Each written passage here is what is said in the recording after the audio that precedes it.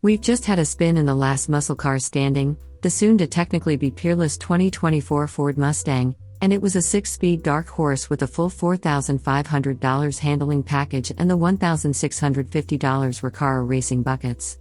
It was a 1-hour spin around downtown Detroit that never came close to maxing out the infotainment screen's G-meter scale in any direction, but it gave us a taste of what this top-shelf non-Shelby steed will be like to live with, reasonably comfy for long cruises in normal mode and, as expected, plenty firm for weekend track days in more aggressive settings. And with a thorough read of the manual, owners will be able to personalize this Stang like never before. Normal, sport, track, slippery and drag strip modes are nothing new. The drag strip mode is somewhat novel, but not every vehicle that offers those first 3 options differentiates them clearly. While repeating several passes over the same lumpy stretch of pavement for our photographer, we toggled up through the modes and noticed a clear differentiation in both the oral intensity of the Coyote V8 spark and the clarity with which we could perceive each road imperfection. Normal struck us as plush for a sporty car, sport felt acceptable for a reasonably twisty road, while track suggested owners might want to program a custom mode with a comfy suspension for bumpy tracks like Sebring. It should be noted that for this ride our steed was shot in full-tilt boogie Pirelli P0 Trofeo RS tires, not the standard PZ for all seasons. Our driver assured us the difference in steering feel is equally perceptible between the modes. And you won't have to rely on your hearing or perceived gut jiggle to recall what mode you're in. The graphics in the 12.4-inch instrument cluster assigned to each mode are very different, ranging from traditional round gauges, normal, to curved torque and speedometer gauges arrayed at the lower corners of the cluster, sport, to a bold ribbon tachometer across the top above a digital speed and gear selection reading in track mode, unless you prefer to mix and match screens or select the Fox Body Mustang gauge look, or a simplified comm screen.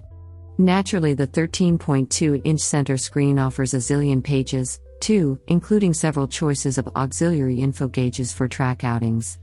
Even the primary and secondary coloring of said gauges and screen can be programmed along with the ambient lighting. Anyone who complains of being bored with their 24 Mustang just isn't trying. We verified that when you shut down your dark horse in track mode, lock, and return, it'll retain that mode, or any other. Your neighbors may thank you for overriding that track mode restart with a feature that ensures restarts place the variable exhaust in quiet mode. The screen to access much of this programming is easily opened by pressing the lower center console button marked with the Mustang logo pony. Our driver was kind enough to rev the engine a few times with the exhaust in track mode down in one of central Detroit's concrete canyons, and it drew quite a bit of attention, and probably brought a few office workers to their windows. Note that doing this with our 6-speed manual requires that someone goose the actual accelerator, but with the automatic you'll be able to rev the engine from the key fob.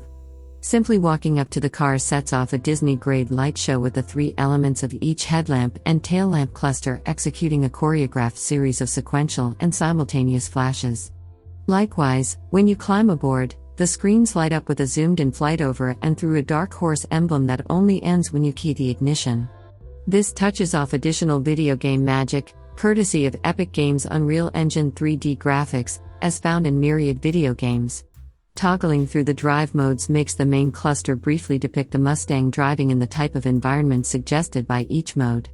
And anytime you see an image of the car on the center screen you can touch to rotate the image.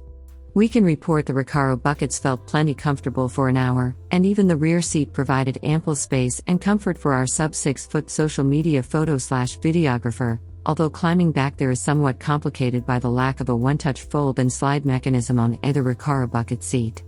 We're just over a month away from our first chance to take the wheel ourselves, but you can build and price a 2024 Mustang in any trim now, with order banks opening on the Mustang's April 17th birthday, 59 years young, for delivery this summer. Speaking of birthday presents, we're told to expect birthday present Easter egg features to be made available via over-the-air update.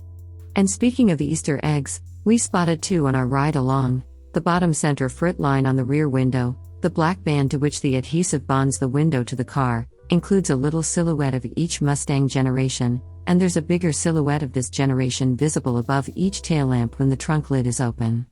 Stay tuned for more when we drive it in a few weeks.